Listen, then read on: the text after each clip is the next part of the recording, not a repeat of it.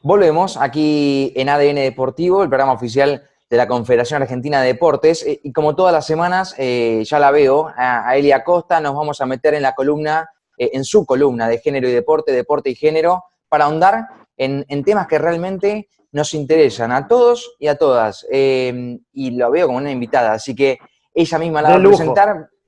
Tremenda. Elia Costa, ¿cómo le va? Buenas tardes, ¿todo bien?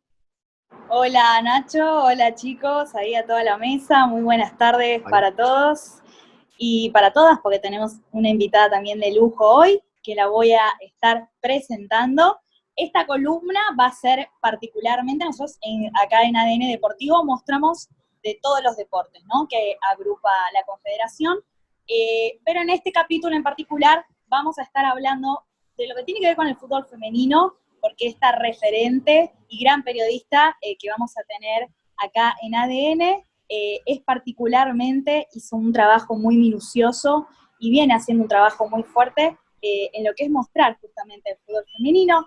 Ella es periodista, fue jugadora de fútbol, es escritora también, fue elegida en el año 2018 por la prestigiosa revista France Football para la votación del Balón de Oro del fútbol femenino, que desde 1946 nunca se había realizado en mujeres, así que fue una gran participación que nos va a estar contando de eso también y qué le significó. Presentamos entonces a Yelén Pujol.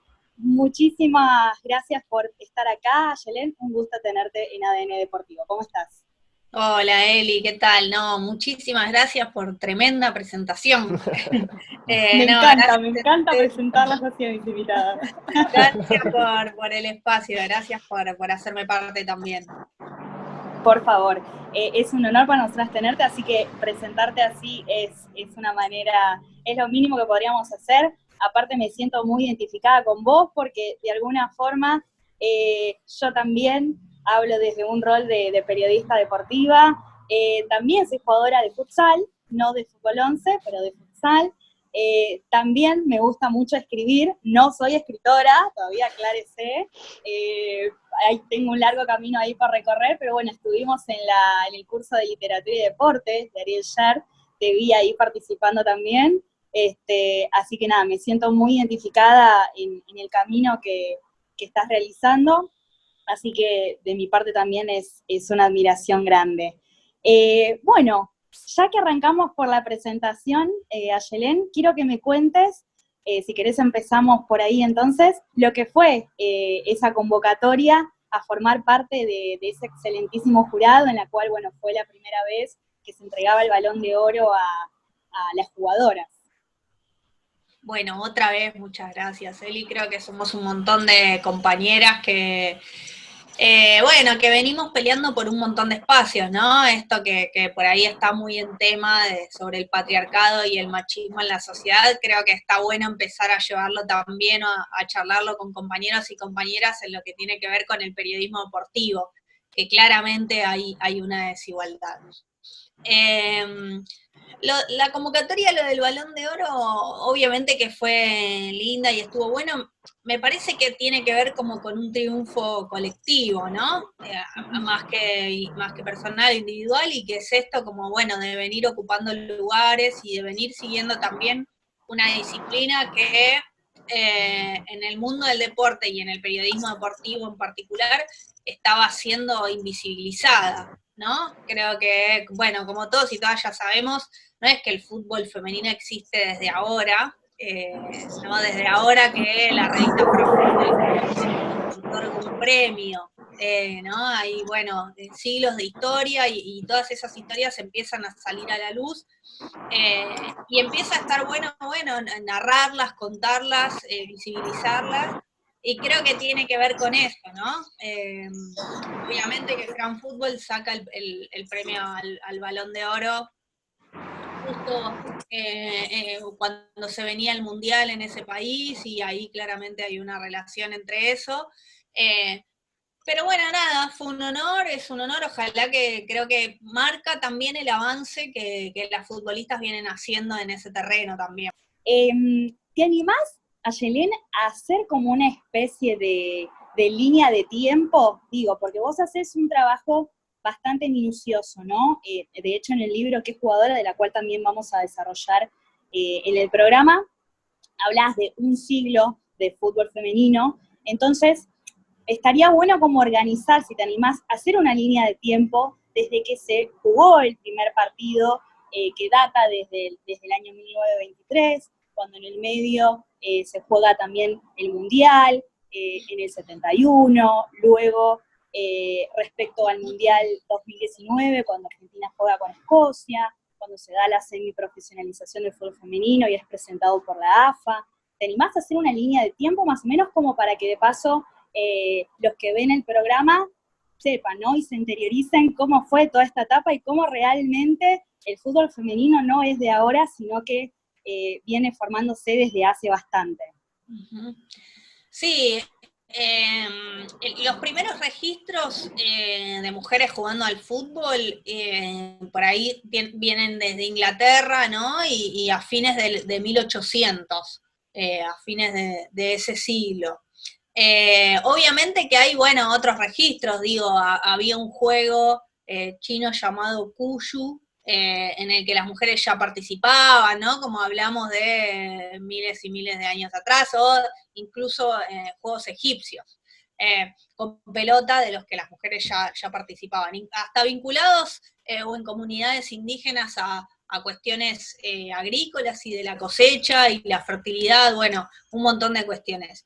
En Argentina el primer partido del que hay registros data del 5 de octubre de 1913, que bueno, es muy loco porque el rompecabezas de nuestra historia se va armando, y es un partido que de hecho conocí después de sacar el libro.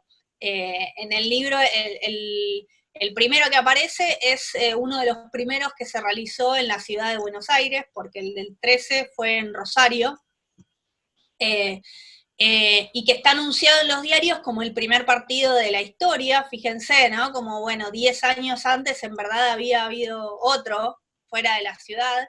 Es uno que se jugó en la antigua cancha de Boca, el 12 de octubre de 1923, entre dos equipos de mujeres, y que tuvo 6.000 personas en el estadio, que pagaron su entrada para ver a estas futbolistas. Como que ya no hay un montón de mitos que rodean a la disciplina que se van cayendo desde el inicio mismo de la historia, ¿no? Esto de que el fútbol femenino no le interesa a nadie o no las ve nadie. Bueno, si empezamos a repasar, vemos que ya había hinchadas o gente con ganas de ver ese deporte.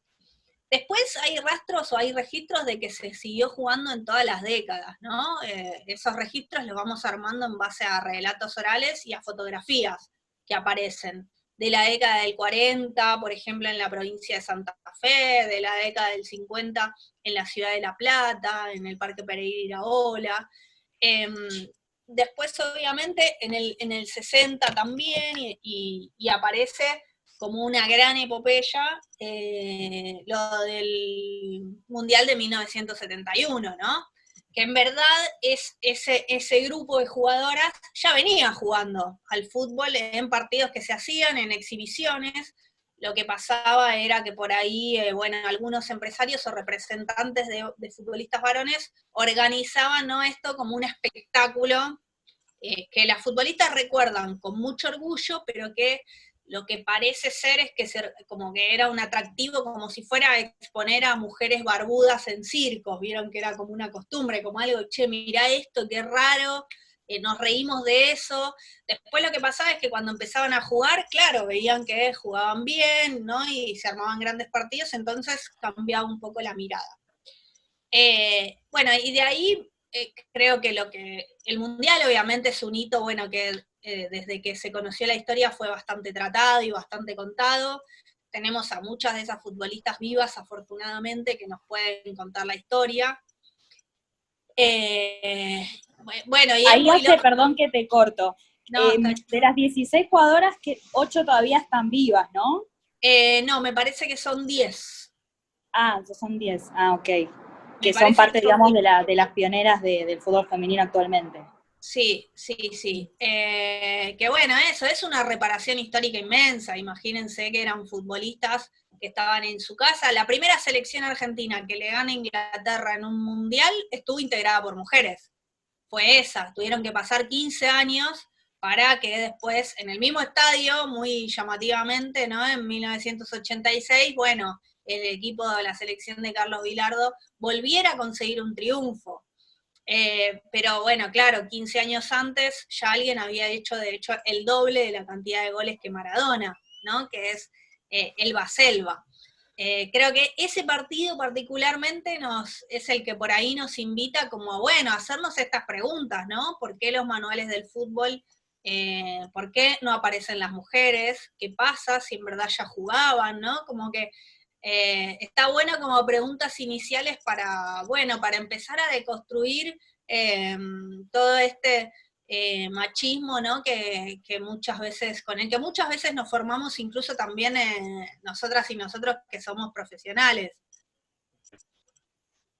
Vos, Ayelén, bueno, sos fanática de Boca y bueno, tu fanatismo por el fútbol data de muy chica. ¿Cómo era esto, no? De si vos en ese momento hubieses tenido referentes del fútbol femenino, o sea, si hubieses conocido a Betty García, si hubieses conocido a Elba Selva, la autora de los 4 goles ante el Mundial de Inglaterra, a Sole Jaimes, o por ahí a las 5 de Boca, ¿no? Camila Gómez.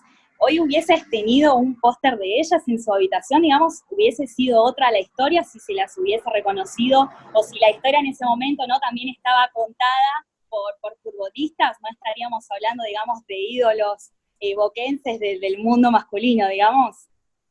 Sí, totalmente. Yo hoy en día confieso que tengo un póster de Betty García en mi habitación. Creo que es parte de las reparaciones que vamos pudiendo hacer, ¿no? Como, bueno, siempre pegar futbolistas varones, y es eso, es porque, bueno, no aparecíamos, no sabíamos, no teníamos dónde ver mujeres que jugaran al fútbol. Cuando todo eso se va naturalizando, cuando las ves, bueno, claro, es empezar a tener ídolas, te cambia la perspectiva, ¿no? Primero, es algo muy relacionado a la identidad, tiene que ver con un horizonte posible. No sé, es muy fácil cuando nacés, yo tengo un hermano varón, o sea que también como que lo conozco muy de cerca, ¿no? Que sos chico, querés ir a un club y hay 80.000 posibilidades, todas las que quieras. Bueno, a nosotras empieza a abrir, a ver más espacios, pero no nos pasaba eso, y además la mirada social, ¿no? Que, bueno, como para ellos aparece como un juego completamente permitido, y para nosotras, toda la cantidad de generaciones que escucharon estas palabras, ¿no? Machona, varonera, marimacho, tortillera, como estigmas que realmente cuando sos, sobre todo chica y demás, te afectan bastante, ¿no? Y tienen que ver con que te marcan que está socialmente aceptado y que no. Y que si no está aceptado, bueno, te estás metiendo en un terreno en el que no hay que meterse. Creo que eso está cambiando, lo estamos cambiando un poco entre todas, y es muy emocionante como este cruce generacional, ¿no? Porque lo están cambiando las pioneras que están vivas, y lo estamos cambiando como todas las que nos vinculamos al fútbol en el presente, y lo vamos viendo, porque no sé si, por ejemplo, hace unos días salió la historia de Felicita Flores, que juega en la escuelita de estudiantes y tiene 7 años, y sube videos de cómo juega en las redes sociales, en un núcleo familiar en el que el derecho al juego está completamente permitido, ¿no? Ella tiene botines desde que tiene 2 años. Bueno, todo esto significa estructuras, me parece. Ahí habla bastante también, ¿no? Del trabajo que se viene haciendo, ¿no? Sobre todo en las provincias, en el interior del país, en el interior de Gran Buenos Aires, sobre las escuelas formadoras, ¿no? De fútbol femenino, y que las niñas ya desde chica, digamos, puedan afianzarse, que creo que, digamos, eso fue el camino que nos faltó para realmente tener un fútbol igualitario hoy con el de los hombres, ¿no? El que se formen desde niñas. Yo pienso igual que esta identidad futbolista de la que se habla pone igual un poco lo que va a ser la perspectiva del futuro, ¿no? Que las nuevas generaciones, digamos, sientan que ser jugadora de fútbol tiene que ver con esto de la vocación, del valor, que creo que también se enseñan ya desde niñas, que eso puede llegar a fomentar que el fútbol quizás en las generaciones futuras lo puedan ver de la misma manera que se ve el fútbol masculino y tengan la misma cantidad de ídolas para, ¿no?, para admirar, digamos. Creo que va desde esta perspectiva del futuro un poco, ¿no? Sí, totalmente, totalmente. Me parece que todas estas historias dan cuenta de eso, de los cambios y también de la resistencia que hay, ¿no? Como que sigue habiendo todavía mucha resistencia. Yo creo que son modificaciones incluso que no se remiten solo al fútbol femenino, sino que empujan otros derechos, ¿no? Leía en estos días la carta de un futbolista de la Premier League contando que era gay y no se animaba a decirlo, que estaba esperando a retirarse porque no creía que en actividad el mundo del fútbol no aceptaba todavía, ¿no?, que él pudiera salir del closet. Me parece que todo este movimiento que se da desde los feminismos y desde el fútbol practicado por mujeres lesbianas, personas trans, no binarias, empuja también otros derechos, ¿no? Y abre cabezas para discutir, por ejemplo, qué masculinidades se ponen en juego en el fútbol masculino también, que son dañinas hasta para los propios varones. Perdón. Vos ahí de lo que hablás un poco, Ayelen, respecto a las masculinidades, creo que tiene que ver con una frase muy resonante que vos escribís en el libro Qué jugadora, cuando declarás que el fútbol es el último reducto del machismo, ¿no? Vos ahí, digamos, te referís a toda esta cuestión de que dentro del fútbol está todo permitido, digamos, o sea, esto de la cultura del aguante o de la masculinidad que se produce en el fútbol, con el lugar que tiene, ¿no?, en nuestra cultura popular. Sí, yo creo que es, primero es un espacio en donde todas esas cuestiones sociales, ¿no?, que trascienden nuestra vida pública, pero nuestra vida privada también, y se meten en lo deportivo, no solo en el fútbol, pero en el fútbol como es un lenguaje universal, digo, vos sabés cómo hablar de fútbol aunque no juegues o aunque no lo mires, conocés la terminología, conocés lo que pasa en la cancha, quedan expuestas un montón de desigualdades que son muy fáciles de dejar a la vista, ¿no? O esto, bueno, un montón también en este sentido las masculinidades, qué canciones de cancha cantamos, por qué si te lesionás seguido sos maricón, si llorás sos puto, y si, no sé, y si perdés contra un rival sos cagón. ¿Por qué? ¿Qué tipo, cómo tenés que ser si sos varón en ese mundo, ¿no? Como esto, bueno, tenés que ser macho. ¿Qué es ser macho? Ser fuerte, no sensibilizarte, ¿no? Como todos estos estereotipos que está muy claro que fueron construidos socialmente y que empiezan a quedar obsoletos, ¿no? Empiezan a quedar atrás porque hay otras identidades, porque no hay una sola forma de ser varón, no hay una sola forma de ser mujer, y además ya no hay estructuras binarias, vos podés tener otra identidad, hay otras identidades posibles. Yo creo que el fútbol sí es un espacio que ofrece muchísima resistencia a todo eso. Es por ahí en el que mayor, porque en otros ámbitos vas viendo algunos avances, a veces incluso por cuestiones obligatorias, ¿no? Digo, no sé, pienso en la política y la ley de cupo. Bueno, hay que poner mujeres, ¿no? Porque nos obliga la ley, porque para presentar la lista tenemos que... bueno, en algunos lugares es así. En el fútbol hay mucha resistencia, ¿no? Aparece algo, ¿no? Esto, un futbolista de la primera división. No, que todavía...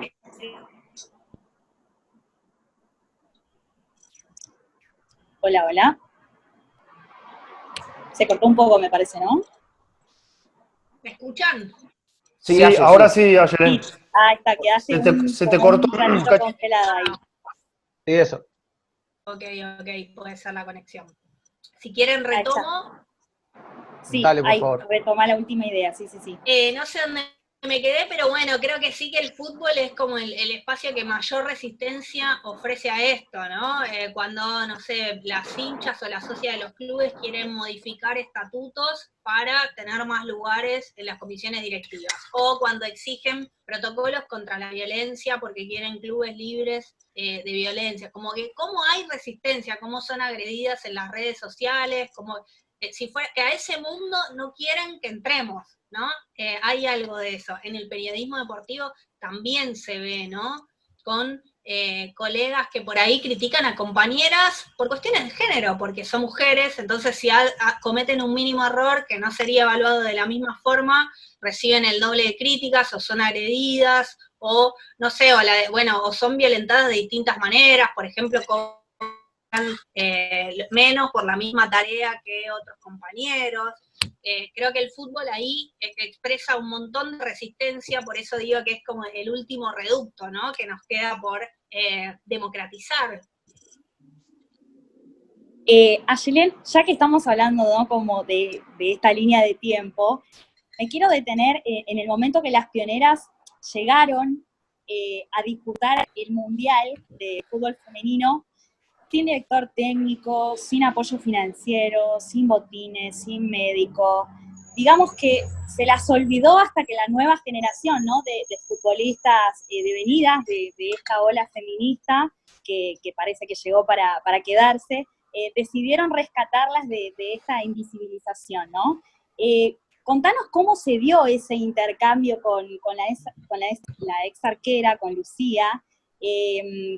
Yo me acuerdo que vos la saludaste por el Día del Futbolista, que acá se festeja el 14 de mayo, y que a partir de ahí se devino, ¿no? Esta idea de, bueno, no, hagamos uno propio del Día de las Futbolistas, y ahí fue cuando se repensó la fecha, y bueno, se decretó desde el 2019, el 21 de agosto, como fecha del Día de la Futbolista, que obviamente ya también está aprobado por ley, así que, pero fue a partir de ese momento. Contanos toda esa experiencia, ¿no? Vivida con la ex arquera, y llevar ese proyecto de ley, y que hoy esté así establecido.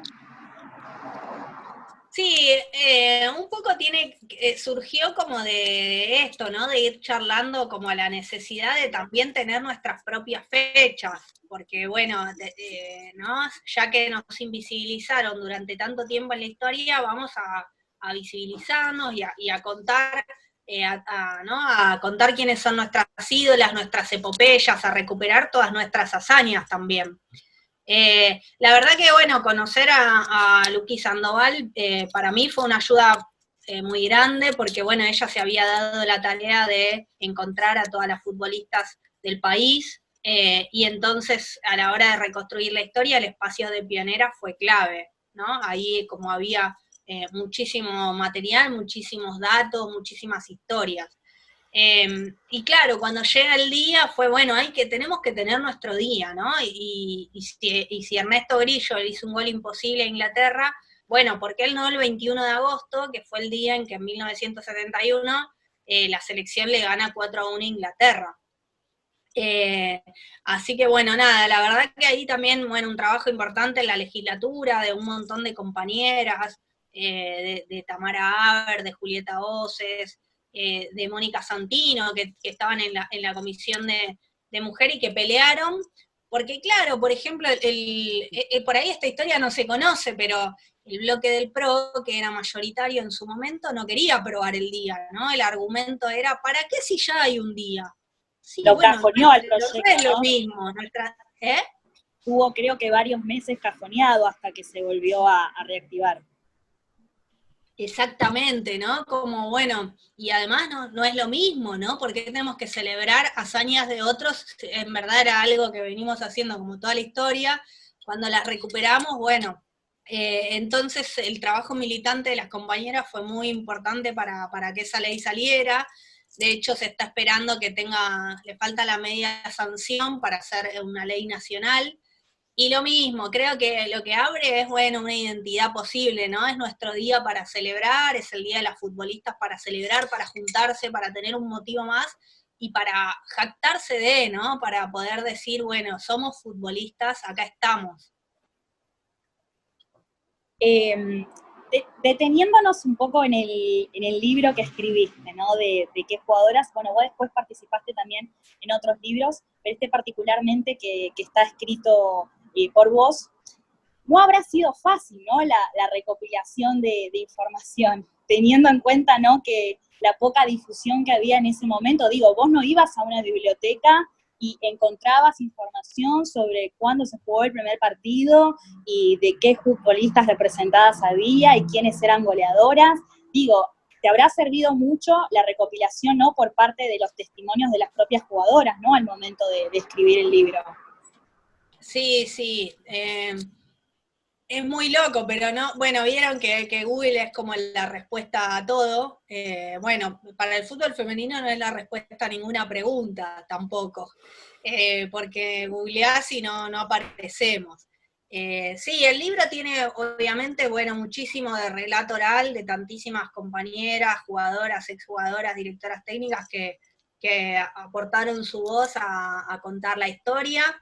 De ahí por ahí salía algún dato, ¿no? Que entonces podías ir como a buscar a la hemeroteca a ver si en algún medio había salido algo, y por ahí, bueno, también tiene obviamente muchas horas de hemeroteca, y nada, también compartir con otras compañeras, ¿no? Que trabajan el tema, que buscan participación en congresos de investigadores y de cientistas que investigan sobre el fútbol femenino en América Latina y entre cruzamiento de datos, y bueno, nada, y aportes, ¿no? Distintos aportes. Piensen que en una historia que está vacía, que es un rompecabezas con piezas desperdigadas por todo el país, una foto antigua de mujeres jugando al fútbol es un registro, ¿no? De hecho, bueno, una de las últimas cosas que pude investigar antes de la pandemia fue que hubo una desaparecida por la última dictadura militar, Emilce Truco, que había jugado al fútbol en su adolescencia en la secundaria, ¿no? Es decir, como, bueno, la historia de nuestro país también tuvo mujeres futbolistas en su génesis, ¿no?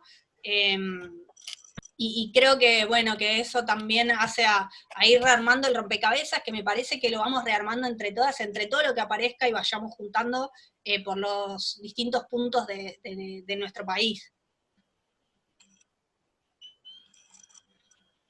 Perdón, ahí está. Siguiendo hablando un poco del Mundial, ¿no?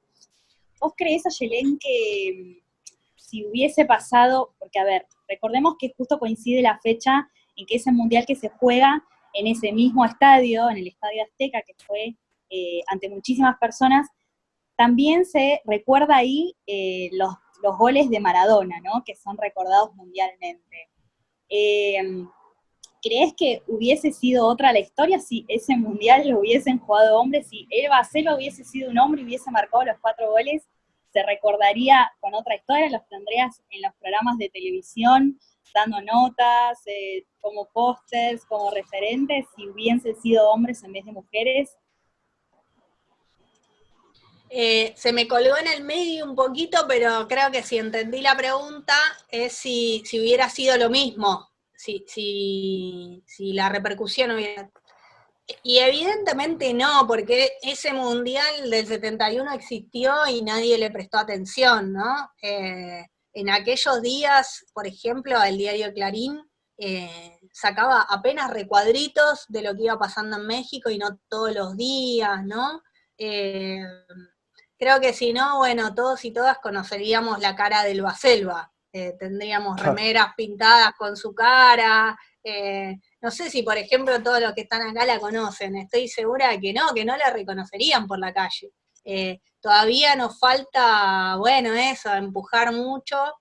Pero no, me parece que claramente no, que recién ahora empezamos a cambiar la cancha. Fíjate que, por ejemplo, en el último Mundial, uno de los reclamos de la selección argentina era no ser comparadas con varones. Panini lo pedía todo el tiempo, ¿no? Como, che, les reagradezco, Messi es un crack, pero yo me llamo Estefanía Vanini, ¿no? Tengo un nombre, tengo una identidad, nadie nos conoce, si no me llaman por mi nombre, muchísimo menos, y además me comparan con un varón, ¿no? Como el varón Sí, como medida de todas las cosas. Sí.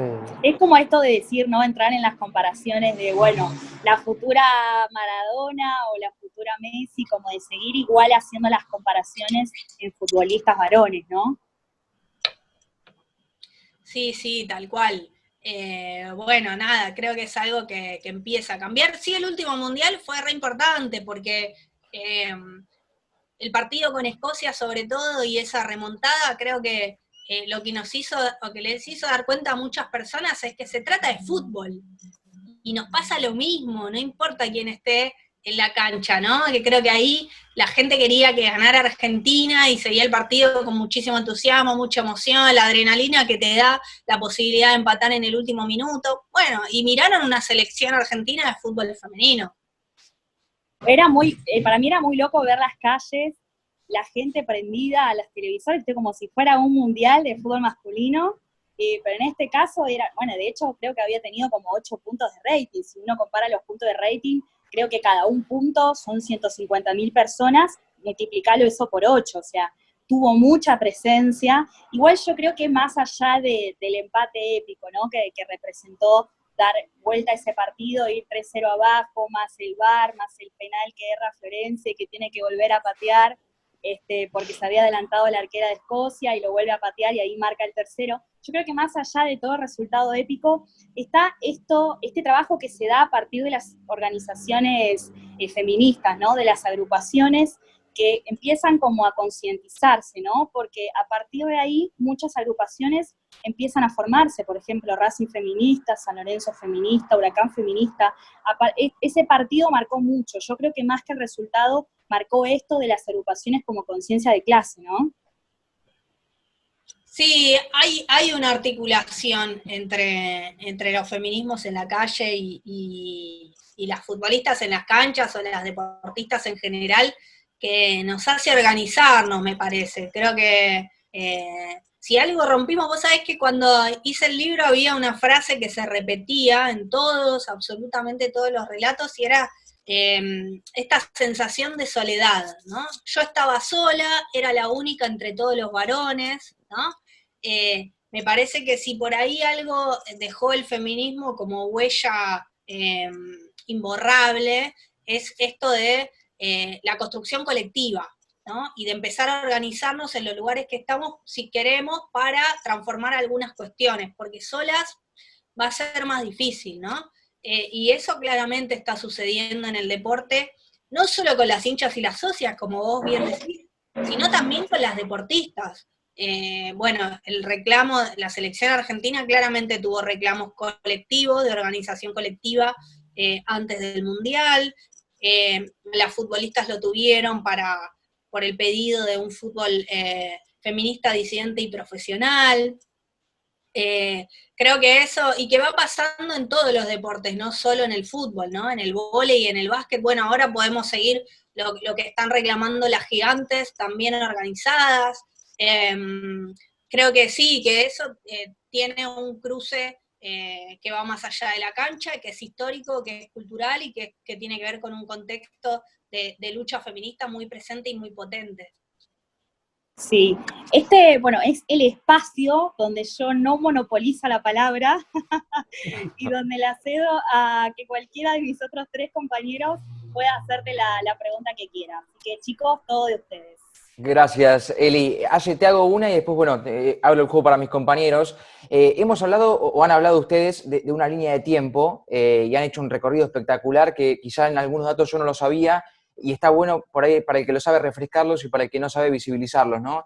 De aquí en más, de aquí para adelante, ¿qué es lo que viene? ¿Qué crees que viene? ¿Qué, en esta línea de tiempo que podemos armar, si se quiere, para adelante, qué se le puede agregar pensando hipotéticamente, ¿no? Me parece que se van a ir agregando fechas cada vez más seguido, que es lo que va pasando. En cuanto a logros deportivos, bueno, creo que todos sabemos que los logros deportivos son parte de proyectos, ¿no? Que tienen que ver con una inversión, que si bien hay en el deporte historias de selecciones que por ahí tienen generaciones, ¿no? Que bueno, coincidieron grandes figuras, está claro que tiene que haber un proceso y que para desarrollarte y tener un rendimiento cada vez más alto son necesarias espacios para poder practicar tu deporte, espacios para desarrollarte, para formarte lo más profesionalmente posible, competencias de alto rendimiento que te hagan poder, ¿no? Como competir para ir elevando tu techo también. creo que todo eso, y políticas públicas, no nos olvidemos, políticas públicas también, si todo eso no va acompañado, sobre todo con la presencia y la importancia que tiene el Estado en nuestro país, en todo sentido y en el deporte también. Yo creo que si está eso, bueno, obviamente en cuanto a logros vamos a tener mayor suerte. Si no va a ser más difícil, pero sí que vamos a ir agregando porque me parece que hay un terreno, una transformación conquistada de la que no hay marcha atrás, ¿no? Que en ese sentido tengo muchísima esperanza. Ayelen, ¿cómo te va? Achita Ludueña te saluda. Hola, ¿qué tal? ¿Cómo andás? ¿Cómo ¿Sos el estás? hacha o el hachita? Achita, el hacha es el padre. El hacha le dejamos el título del padre directamente. Consultarte, ¿qué expectativas tenías cuando arrancaste toda esta negociación? Todo lo que tiene que ver con empezar a investigar, con empezar a contrastar los datos que ibas teniendo con seguramente testimonios que te van dando nuevos datos. ¿Y qué visión tenés de la misma temática que encaraste, pero ya una vez que tenés toda la información? Yo un poco lo dije antes, pero me parece que es un rompecabezas que tiene piezas dispersas a lo ancho y a lo largo de nuestra patria, del mundo, te diría, pero bueno, si nos referimos al fútbol argentino, y creo que eso se va a ir completando, lo vamos a ir completando entre todas. Pero sí me parece que nos obliga a modificar un montón de cuestiones, ¿no? A la hora de mirar el deporte. Yo creo que empieza a ser necesario, por ejemplo, en base a todo lo que trabajé o trabajamos con un montón de compañeras, empezar a pensar un periodismo deportivo con perspectiva de género, empezar a pensar en cupos para el trabajo en prensa para compañeras, obviamente para lesbianas, para personas trans, para no binarias, no hablo solo de mujeres, ir ampliando la brecha en lo vinculado ampliando la brecha no, achicándola, digamos, en lo vinculado al deporte en todos los aspectos, en lo dirigencial, en lo comunicacional, en lo vinculado al deporte en sí también. ¿Y qué recepción vas teniendo de parte de los clubes cuando vas planteando cada una de estas ideas? No, me parece que los clubes, no soy yo la que lo plantea, creo que los clubes van haciendo sus propias transformaciones porque, como decía Eli, las hinchas se van organizando en todos lados, ¿no? Fíjense que la semana pasada, no sé, San Lorenzo, apareció un posible interés de San Lorenzo por Ricardo Centurión, y bueno, agrupaciones feministas del club salieron a manifestar que no querían al hockey, ¿no? Que no querían ese jugador en la institución. Cómo eso también va pasando. Digo, hay futbolistas que les pasa que no pueden ser transferidos a otros países por antecedentes de violencia por motivos de género. Yo creo que los clubes, como que ese termómetro se lo van viviendo cada institución en base a su masa societaria, ¿no? A su masa de hinchas también, y que están siendo obligados. Y que sí que hoy hay un Estado que también tiene la mirada puesta en ese sentido, ¿no? Que capacita a las instituciones, a los clubes y a los formadores con esta perspectiva para, bueno, para también tener un deporte más libre y más justo. Y la última mía de mi parte es, ¿qué debería tener que hacer la liga profesional para justamente poder hacer más visible, más atractivo, que llame más a la práctica del fútbol femenino justamente? Porque creo que es clave, y creo que la investigación tuya también lo ha determinado de esa manera, que es muy importante poder tener referentes, poder tener en quién proyectarse para justamente las chicas que van arrancando a corta edad a practicar el fútbol. Sí, hay distintas patas, ¿no? Si pensamos en lo vinculado al desarrollo, podríamos pensar en, bueno, escuelitas y divisiones inferiores en los clubes como la posibilidad de acceso al deporte más sencilla de lo que viene siendo. El desarrollo es otra cuestión, el profesionalismo total y no parcial como existe ahora es otra cuestión, y obviamente una pata importante la conforma la difusión. En ese sentido, hay miles de estrategias. No sé, los horarios de los partidos, la promoción de esos partidos, el ingreso libre y gratuito a los estadios, organizar la fecha FIFA con antelación y con entrada gratis para que pueda ir toda la familia a ver a la selección. Vos tenés antecedentes que comprueban que si lo haces así organizadamente y con campañas y como parte de un proyecto a largo plazo, funciona. Digo, en la cancha de Arsenal, cuando Argentina jugaba la clasificación al Mundial, tuvo 12.500 personas. Entonces, si tenés pruebas de que hay un plafón para eso, y de que hay un público además deseoso, porque muchas veces en términos de mercado lo que se mide es eso, ¿no? Bueno, vos cuánto te van a ver, bueno, hay un público deseoso de ver ese fútbol, de asistir a los estadios, también porque ofrece algo distinto, ¿no? Vos podés ir a ver tranquila un partido de fútbol femenino, sin pensar en que puede haber algún hecho de violencia en la cancha, y un montón de otras cuestiones, ¿no? Como el juego también es distinto. Entonces yo creo que es como, ¿no? Que es, viste, como manejar un pulpo que tiene un montón de aristas posibles por la que vos podés encararlo para ampliarlo y hacerlo crecer. Ayelen, ¿cómo te va? Y por ahí, siguiendo con esto del desarrollo, ¿no? Del fútbol femenino, quizás es una de las cuestiones que no se tienen muy en cuenta al momento de analizarlo o al momento de hacer una crítica para con el fútbol femenino. ¿Vos qué cuestiones crees que habría que tener en cuenta al momento de analizarlo al fútbol femenino? ¿Vos lo decís por las críticas sobre el juego? Claro. Yo creo que es un juego, o sea, que es distinto, ¿no? Pero es distinto porque obviamente la futbolista que vos ves en la cancha, probablemente la mayoría tenga una doble o triple jornada laboral, ¿no? Y ya eso te pone en una situación de desventaja, además de que no tuviste divisiones inferiores, que no tiene que ver con el mismo recorrido. Me parece que hay que estar eso, como con la cabeza abierta, como para ver otro juego, un juego distinto al del fútbol hegemónico masculino, ¿no? A mí particularmente me resulta aburrido, creo que también el fútbol masculino tiene muchas críticas respecto al juego actualmente, ¿no? Incluso por los principales analistas, que cada vez hay menos pausa y más velocidad, ¿no? Que cada vez hay menos espacio para el lujo, porque hay más miedo, porque los futbolistas se forman con temor a la crítica, con temor a que el entrenador te saque, el entrenador no arriesga porque tiene miedo de que a los 3 partidos, si le va mal, le saquen el cargo. Bueno, como todo un mundo de exitismo. Perdón que te corte ahí, pero lo que decís es importante porque de hecho hoy no hay enganche en la Argentina ya en el fútbol masculino.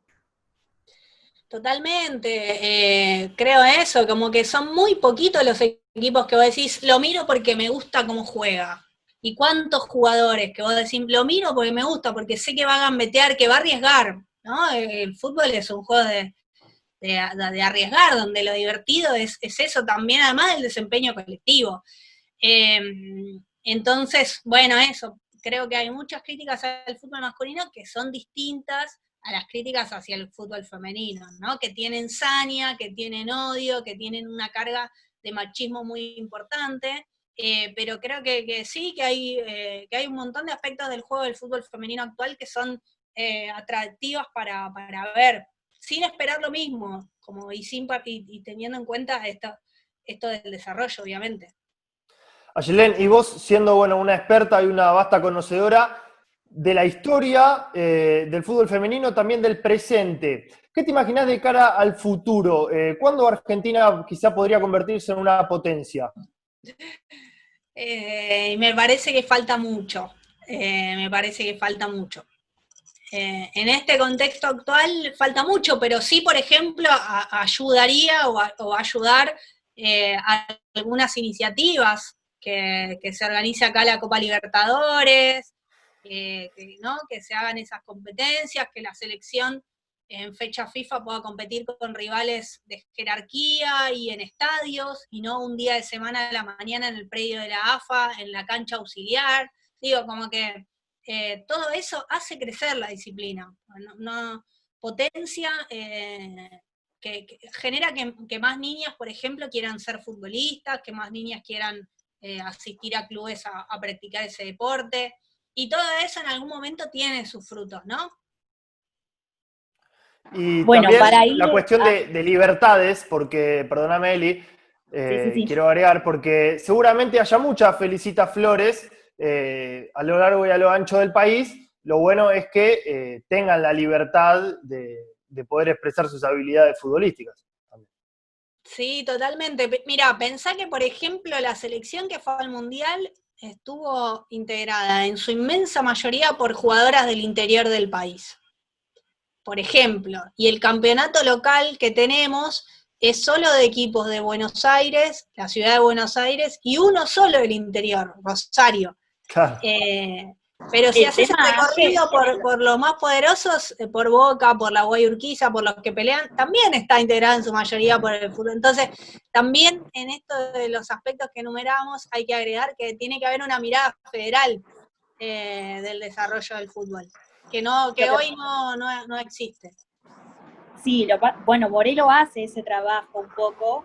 Lo que pasa que, bueno, el tema está también en que las jugadoras del interior, que son muchas, hay muchas buenas, hay mucho talento, cuesta este trabajo de traerlas, ¿no? El gasto que implica movilizarlas a capital. Yo creo que ahí está, hay mucho talento en los potreros o jugadoras federales muy buenas, pero bueno, falta como este presupuesto o el hecho de decir que muchas no viven del fútbol como en el masculino, que tienen su propio salario, entonces se encuentran con esta dificultad.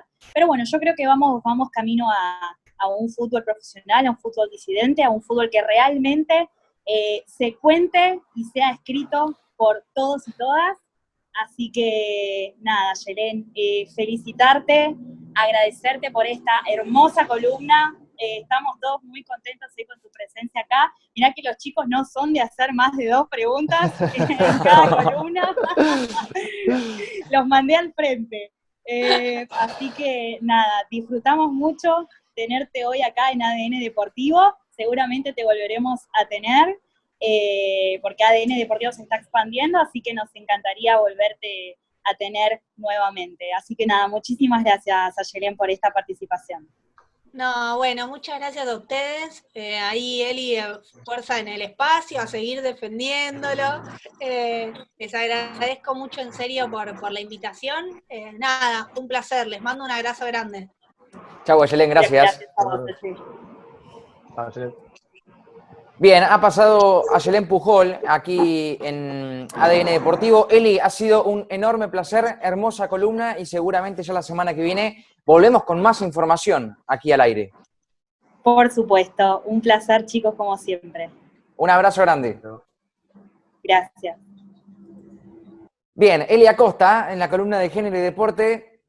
Mira, me parece que entra en el ranking de la columna de Género y Deporte, en el ranking de la mejorcita, de la mejor. Me parece que si no ha sido la mejor, ya que estamos hablando de fútbol femenino, pegan el palo. Pegan el palo, claramente. Sí.